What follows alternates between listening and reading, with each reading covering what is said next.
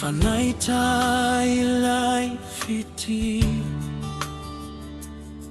ilay nirinaw at izay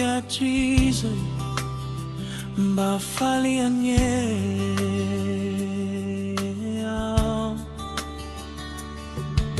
Fangambao sambata mimizay anaw Filay fiti at ito ami kwang ambat siyampi Nyala helutan na tikuta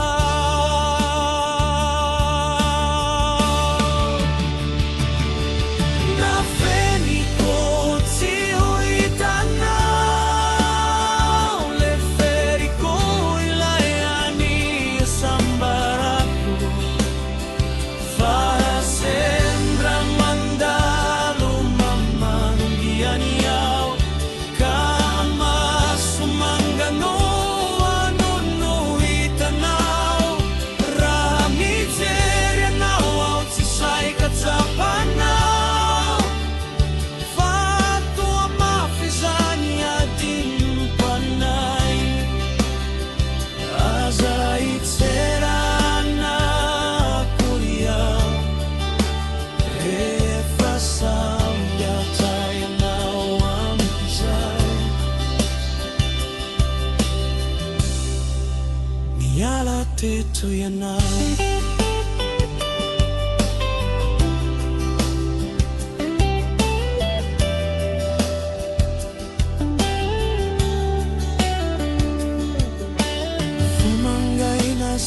Sana vela na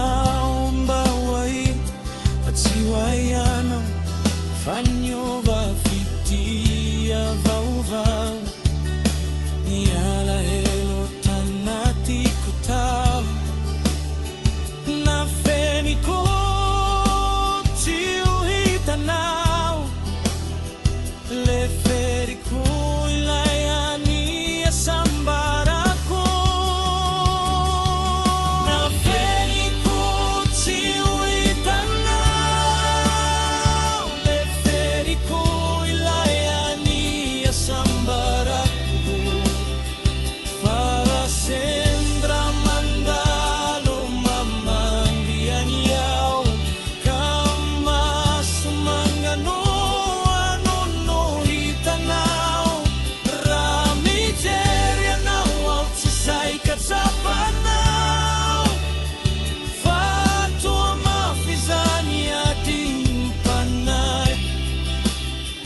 Aza Itserana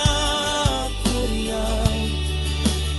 refasam batay nawang pisay Niyala tito yanaw